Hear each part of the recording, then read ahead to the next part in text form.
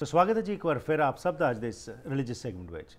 Christmas ਦਾ season ਇਸ ਸਮੇਂ festive spirit ਜੋ ਹੈ ਚੱਲ ਰਹੀ ਜੀ, ਤੇ ਉਸੇ ਸੰਬੰਧ ਵਿੱਚ ਅੱਜ ਅਸੀਂ ਦੁਬਾਰਾ ਤੋਂ ਤੁਹਾਨੂੰ ਭਾਗਵਤ ਕੁਰਾਨ ਦੀ ਇੱਕ ਕਥਾ ਦੇ ਨਾਲ ਦੁਬਾਰਾ ਤੋਂ ਜੋੜਦੇ ਹਾਂ ਤੇ ਇਸ ਵਿੱਚ ਮੇਰਾ ਸਾਥ ਦੇਣਗੇ ਰਜਨੀ ਸ਼ਰਮਾ ਜੀ। ਸਵਾਗਤ ਕਰਦੇ हैं आज ਦੇ इस प्रोग्राम में रजनी शर्मा जी का। वेलकम टू द प्रोग्राम जी।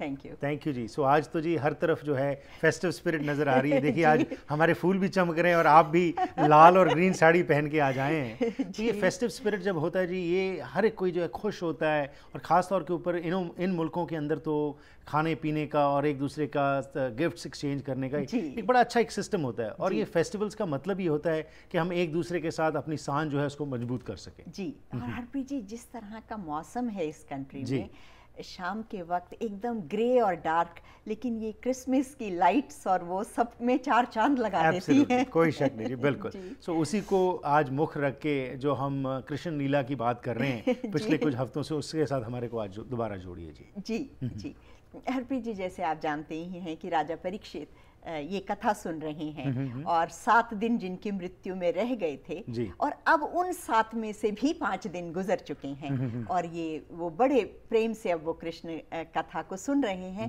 और उनका हृदय जो है, मन है, वो दिव्य प्रेम से भर रहा है। और वो शुकदेव मुनि से प्रश्न पूछते हैं, उनसे और जानना चाहते हैं। कृष्ण की लीलाएं हैं ही इतनी सुंदर कि मन जो है वो उनमें लग जाता है। तो इससे पहले कि मैं एक कोई कथा बताऊं, हरप्रीत जी आपको एक बात बताएं कि भारत में जो हिंदू धर्म है उसमें 2 संप्रदाय हैं। एक शैव संप्रदाय है और एक वैष्णव संप्रदाय है। तो जो शैव संप्रदाय है उसमें भगवान शिव को की आराधना करते हैं और शिव को सर्वोपरि मानते हैं। और जो वैष्णव संप्रदाय के लोग हैं वो श्री हरि विष्णु भगवान को सर्वोपरि मानते हैं। ये जो भगवान कृष्ण का अवतार है, ये विष्णु भगवान ने भगवान कृष्ण के रूप में अवतार लिया है। तो जो वैष्णव संप्रदाय के लोग हैं, जो वैष्णव भक्त हैं, वो इन लीलाओं के आध्यात्मिक अर्थ जानना नहीं चाहते। वो कहते हैं कि हमारे भगवान जिस रूप में आए थे, आज भी वो अपनी जो उनका श्री विग्रह कहते हैं, मंदिर में जो मूर्तियां होती हैं, उनमें वो उनका प्राकट्य मानते हैं और उसकी उसी तरह से सेवा करते हैं कि जिस प्रकार से कि भगवान सामने प्रकट हैं। तो ये वैष्णव संप्रदाय के जो लोग हैं, तो कभी कभी ये बातें बियॉन्ड माइंड हो जाती हैं आजकल की दुनिया में, जबकि माइंड इतना लॉजिकल हो चुके हैं, हृदय कठोर हो चुके हैं। लेकिन अगर आज भी हम भारत में चले जाएं तो भारत के किसी गांव में, कहीं छोटे शहरों में जो हैं इस तरह के लोग होंगे जो जिनका पूरा विश्वास जो है, अटल विश्वास जो है, उनकी श्रद्धा जो है जी बिल्कुल टिकी हुई है उन चीजों की, टिकी हुई है। और इस वजह से वो इतने सुख, इतने प्रसन्न और इतने तृप्त उनका जो है जीवन व्यतीत होता है। कोई शक नहीं जी इसमें होता है। और इसीलिए जी अभी भी गांव में हिंदुस्तान में चले जाएं तो अभी भी हम नहीं कह सकते कि ये कलयुग है, कहीं ना कहीं सतयुग नजर ही आ जाता है जी। और हरप्रीत जी, मैं एक बार मेरा ऐसा वाकया हुआ कि मैं वृंदावन जाने का मुझे मौका मिला, और वहाँ पर एक कोई हमारे जानकार किसी एक लेडी के पास हमको ले गए, रिलेटिव थी उनकी, वो बड़ी बुजुर्ग महिला थी, और अब तो almost she is not any more, पर वो ऑलमोस्ट बेड पे थी। तो मैं जितनी देर उनके पास बैठी वो ये मैं उनसे पूछ रही हूँ आपकी कैसी तबीयत है, अब आप कैसा, you know something about her, पर वो पूरे वक्त एक ही बात करती रही कि देखो मैं कन्हैया की इतनी सेवा करती थी, ऐसे उसको भोग लगाती थी, ऐसे कपड़े, अब तो मुझसे कुछ होता ही नहीं, अब तो मुझसे कुछ किया ही नहीं जाता। वो बार बार अपनी असमर्थता कि उनको ऐसे लगता है, हालांकि सारा जीवन व्यतीत किया, पर उनको ऐसे लगा जैसे she couldn't do enough. fully immersed in that, जिसको लव कहते हैं हम, वाकई में स्पिरिचुअल लव जो है उसके अंदर fully immersed ऐसे लोग होते हैं जी। और वो मुझसे कहती हैं अब तो बस खाना भी मैं खाती हूँ तो मुझसे उठा नहीं जाता, कन्हैया को आवाज लगाती हैं तू आजा यही खा ले मेरे साथ। ऐसा हमारा हृदय देख के हो गया आश्चर्य में कि अभी भी ऐसे लोग हैं, कि ऐसा विश्वास उनका। राइट। तो ऐसा ये अद्भुत जो है लीला है। हैं जी, बहुत सारे लोग हैं जी जो ऐसे सोच रखते हैं अभी भी भारत में, और हर मुल्क में ऐसे होते हैं जिनका अटल विश्वास जो है उनको, वो उनकी एक ड्राइविंग फोर्स होता है जीवन के अंदर, और वही चीज़ जो है उनको ड्राइव करती रहती है। अच्छा, जैसे आपने बात की वैष्णव की, एक जो शैव जो हैं उनका मुझे थोड़ा सा याद आ रहा है कि पंजाब में हम जब छोटे होते थे तो वो आते थे घंटियों को पकड़ के, और उन्होंने एक डिफरेंट किस्म की पगड़ी सिर के ऊपर बांधी और एक घंटी लगी होती है उसके ऊपर, और वो जा के ना हर जगह के ऊपर जाके उनके पास शिवा की एक तस्वीर भी होती है तो लेकिन वो बहुत कम है। जब शैवनेट्स और वैष्णव की हम बात करते हैं तो शिवा के कम जो हैं उनके वर्शिपर्स हैं जी। हरप्रीत जी, ऐसा नहीं है आपकी। वैसे इस बात से मैं आपको एक बात बताऊं कि जो ट्रिनिटी है, जी सनातन धर्म की ट्रिनिटी है, Brahma Vishnu Mahesh, right. Brahma who is the creator, right. तो हमें ये सोचना चाहिए कि क्रिएटर के प्रति इतनी श्रद्धा होनी चाहिए भारत जैसे देश में, पर पूरे भारत में ब्रह्मा जी का केवल एक मंदिर है। और विष्णु भगवान जो कि पालन करने वाले हैं, जो कि सस्टेन करते हैं, तो उनके करीब आप देखें कि थाउजेंड्स ऑफ टेम्पल हैं, राइट, उसमें। लेकिन जो भगवान Shiva who is destroyer, right, जो कि डेथ के एक तरह से कहना चाहिए देवता हैं, उनके लाखों की गिनती में उनके मंदिर हैं। तो फिर इंसान डरता है ना जी, मौत से डरता है, तो इसलिए यही बात होगी, हम कह सकते हैं, क्योंकि क्रिएटर ने तो क्रिएट कर दिया, अब क्रिएटर की क्या ज़रूरत है, अब तो ज़रूरत है कि हमें कोई सस्टेन करे या हमें बचा के रखे। हरप्रीत जी, इसके पीछे दो बातें हैं कि जैसे मैंने आपसे कहा कि वो डिस्ट्रॉय जैसे करते हैं, तो एक बार मुझे किसी ने बहुत सुंदर ये प्रश्न भी किया मुझसे, तो कहने लगे how you can love a God of destruction, you know. लेकिन भारतीय चिंतना जो है, सनातन धर्म की चिंतना ये है, उन्होंने कहा कि अगर तुम्हें ये मनुष्य देह मिल गई प्रारब्धवश, तो जिस दिन तुम पैदा हुए हो प्रारब्ध कर्म के अकॉर्डिंग जिस दिन तुम्हारी मृत्यु होगी, सारा इंतजाम ऑलरेडी करके रखा है, तो तुम अपनी सस्टेनमेंट की चिंता भी मत करो, पैदा तुम हो ही गए हो, लेकिन इस जन्म में वो कर लो, मृत्यु आने से पहले जो अमृतत्व है तुम उसका पता लगा लो। तो जो भगवान शिव हैं, आपने देखा कि वो अपने गले में उनके सांप रहते हैं, और हमने सागर मंथन में भी देखा कि विष का पान उन्होंने ही किया था, तो अमृतत्व को देने वाले हैं। तो इसलिए भगवान के शिव की आराधना है, डर से नहीं है, जीवन का हमारा जो है उत्थान कैसे हो। अगर हम इस जीवन में अच्छे कर्म करते हैं तो उसको सस्टेन करके अगले जन्म में वो कैसे हमें ऊपर जाने को मिले, और मृत्यु के कठिन क्षणों में भगवान शिव धीरे से हमको आराम से ले जाएं उस पार, ये एक भावना मन के अंदर ज्यादा है।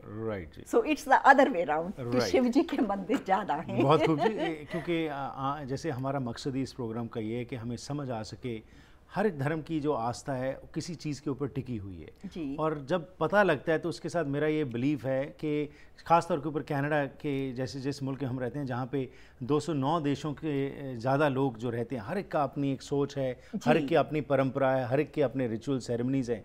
तो अगर ऐसा एक सिस्टम बचे जो कि कल्चरल मोज़ेक जो वाकई में ही स्ट्रॉन्ग तब होगा जब हमें मालूम होगा दूसरों के बारे में कि उनकी क्या सोच है और किस चीज़ में बिलीव करते हैं। तो आपका बहुत बहुत धन्यवाद कि आप पिछले लंबे समय से आगे हमारे साथ यहाँ पे हर हफ्ते बातचीत करके दर्शकों तक ये मैसेज जो है पहुँचाते हैं कि जो लोग जिस भी धर्म में बिलीव है उनकी आस्था और बढ़े, पर साथ में दूसरे धर्मों के लोगों को भी पता चल सके कि भाई ये लोगों की क्या सोच है और क्या किस चीज़ में अंदर बिलीव करते हैं जी। और उससे हरप्रीत जी एक और भी बात होती है जी, जब हम उनके गहरे अर्थों का पता चलता है, तो ये जो रिचुअल्स के पीछे की जो बातें हैं, उसके पीछे जो फिलॉसफी है, तो एक दूसरे धर्मों के प्रति भी मन में एक आदर का जन्म होता है।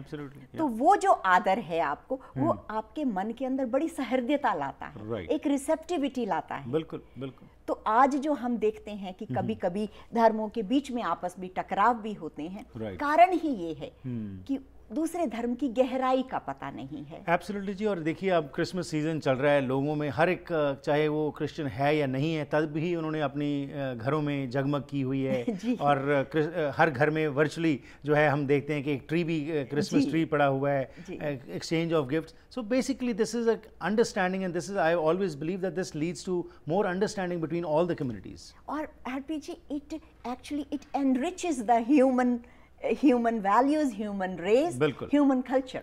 Absolutely जी। सो लेते हैं एक छोटी सी ब्रेक और वापस आके फिर शुरू करते हैं आज की कथा जी। ਵੈਨਕੂਵਰ ਵਿੱਚ ਮਰੀਨ ਡਰਾਈਵ ਤੇ ਸਥਿਤ ਰੀਅਲ ਕੈਨੇਡੀਅਨ ਸੁਪਰ ਸਟੋਰ ਉਹ ਵਨ ਸਟਾਪ ਖਰੀਦਾਰੀ ਦਾ ਹੱਲ ਹੈ, ਜਿੱਥੇ ਤੁਹਾਨੂੰ ਵੈਰਾਈਟੀ, ਵੈਲਿਊ ਤੇ ਹਰ ਕਿਸਮ ਦੀਆਂ ਸਾਊਥ ਏਸ਼ੀਅਨ ਸਪੈਸ਼ਲਿਟੀਜ਼ ਵਾਜਿਬ ਕੀਮਤਾਂ ਤੇ ਮਿਲਦੀਆਂ ਹਨ। ਸਾਫ਼ ਸੁਥਰੀਆਂ ਹਾਈ ਕੁਆਲਿਟੀ ਤਾਜ਼ੀ ਸਬਜ਼ੀਆਂ, ਫਲ, ਬੇਕਰੀ, ਡੇਅਰੀ, ਰੈਗੂਲਰ ਤੇ ਭਾਰਤੀ ਗਰੋਸਰੀ ਇੱਥੇ ਉਪਲਬਧ ਹੈ। ਆਓ ਤੇ ਆ ਕੇ ਇੱਕੋ ਥਾਂ ਤੋਂ ਘਰ ਦੀ ਲੋੜ ਦੀ ਹਰ ਇੱਕ ਚੀਜ਼ ਲੈ ਜਾਓ। ਹੋਰ ਜਾਣਕਾਰੀ ਲਈ ਕਾਲ ਕਰੋ 604-322-3727। We cater to all your ethnic needs. Thank you for shopping at Superstore on Marine Drive.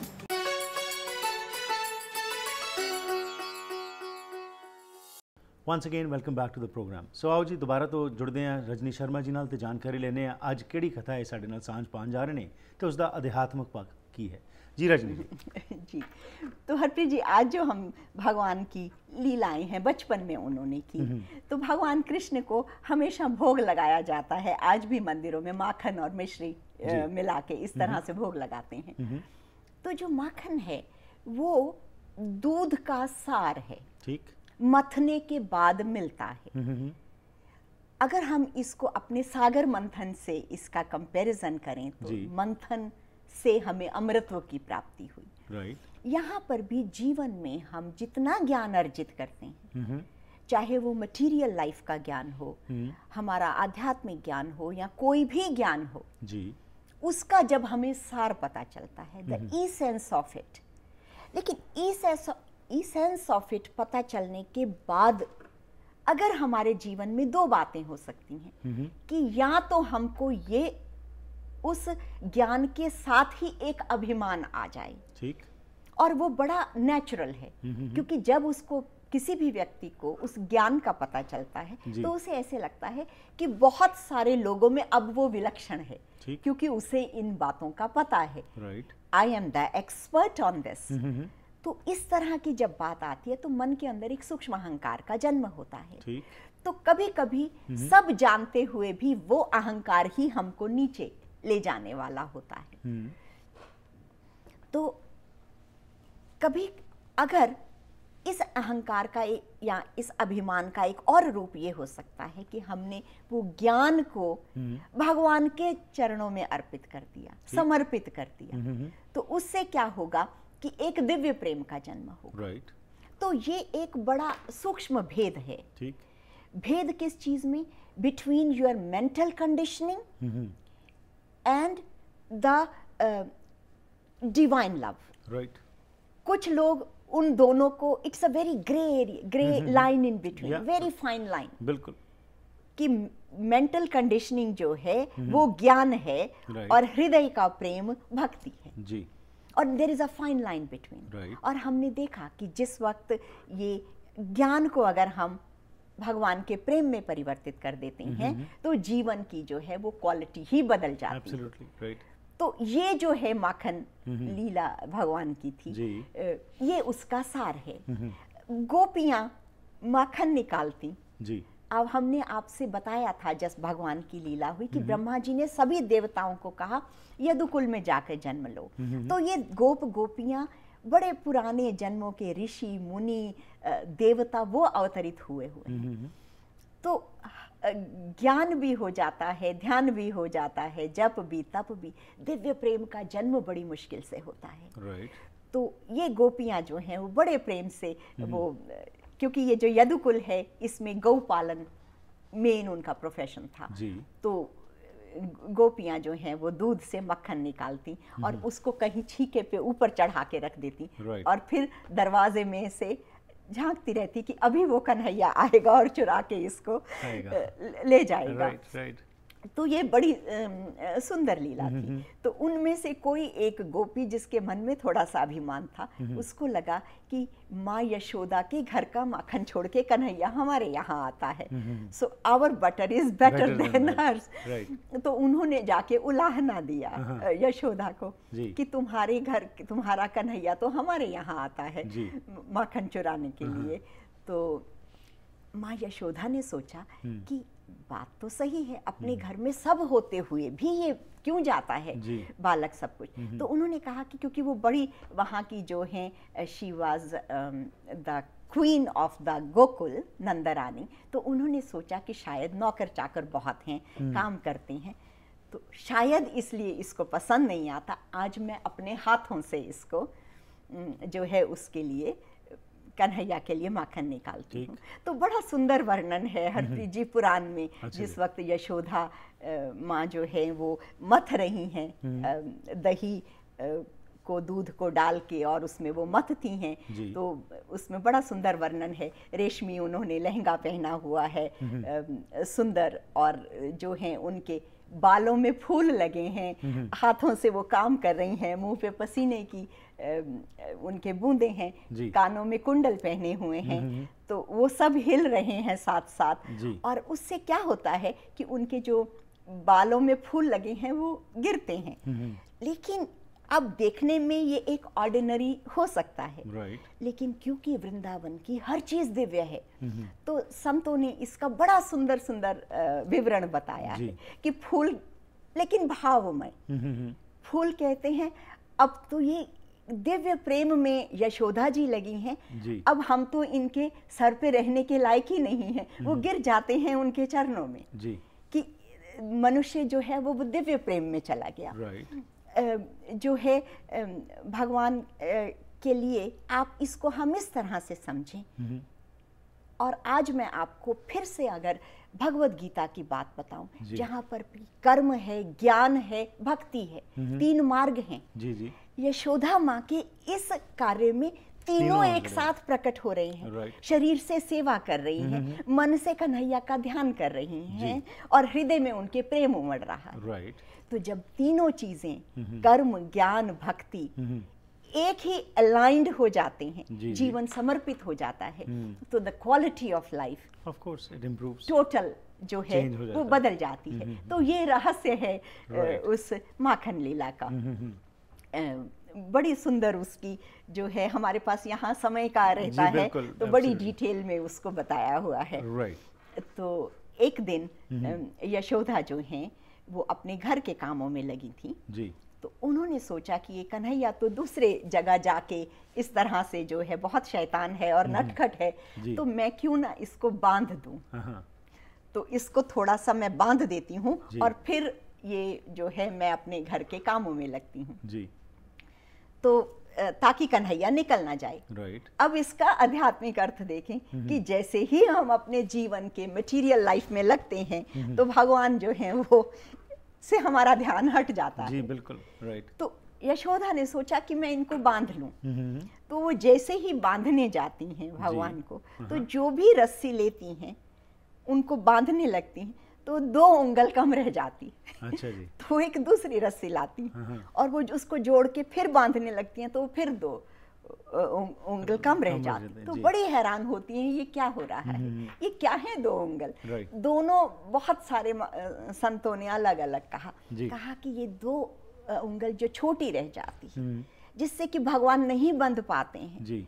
ये माया की डोरी से हम भगवान को बांधना चाहते हैं, लेकिन 2 उंगलियां अहंता और ममता, अहंकार और हमारी आसक्ति संसार के प्रति भगवान को हमें बांधने नहीं देती है। जी। तो फिर भगवान ने कहा कि मेरी माँ जो है वो इतनी परेशान हो रही हैं, तो वो खुद ही बंध गए उनकी उस डोरी में जी। तो भगवान यशोदा कन्हैया को डोरी से बांध रही हैं जी। और वो डरे हुए हैं कि अब ये चली जाएंगी अपने काम करके और मैं यहाँ रहूंगी। तो इस रूप को योगी लोग अपने हृदय में बसाते हैं जी। कि ऐसा जो है प्रेम में सिर्फ ऐसी विलक्षण शक्ति है जो भगवान को भी बांध लेती है। ठीक। भगवान कब किसी के हाथ आए हैं? बिल्कुल जी। लेकिन प्रेम के वो वश में हो जाते हैं। और हरप्रीत जी, ये केवल इस धर्म की बात नहीं, प्रायः सभी धर्मों में ऐसी कोई ना कोई कहानी है। हमने सिख धर्म में धन्ना भगत की बात सुनी थी कि वो भगवान को किस तरह से भोग लगाते हैं। जी, जी। और फिर बाद में उनको डांटते हैं कि तुमने मेरा टाइम वेस्ट करवाया, now you work with me.